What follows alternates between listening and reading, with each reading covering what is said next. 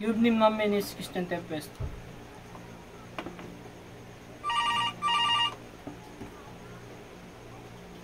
Ay, ma'am, good evening po.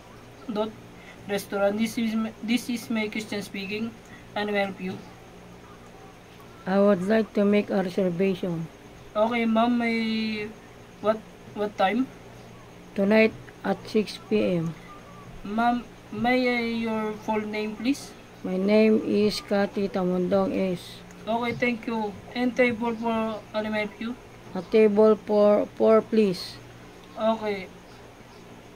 Okay, excuse me, ma'am. Just 1 minute, Miss Cathy. We'll check our table for the day. Okay, sure.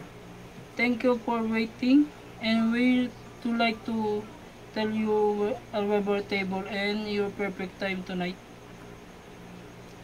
Ma'am, may I ask what your perfect location in is the smoking or non-smoking area?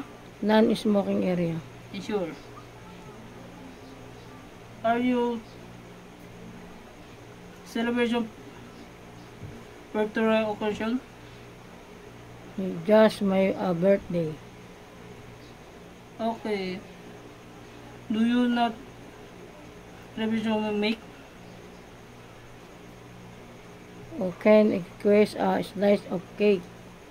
Sure, ma'am. You like to try to bestseller cake or Black Forest? Okay, I think I would like be perfect. Is there another reason where you like to add? No, that will be all. Okay, okay, ma'am. So by why you like contact number? You show your contact number for this reservation. Sure is 09971523271.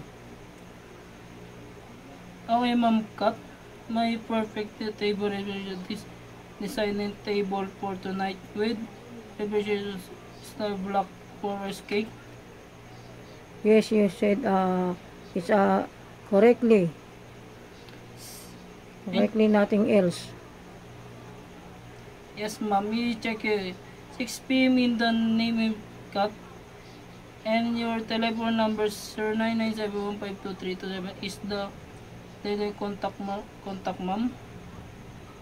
Another scenario. Okay, ma'am. Thank you. Make representation. We will look forward to best service your guests ever. Have a good day.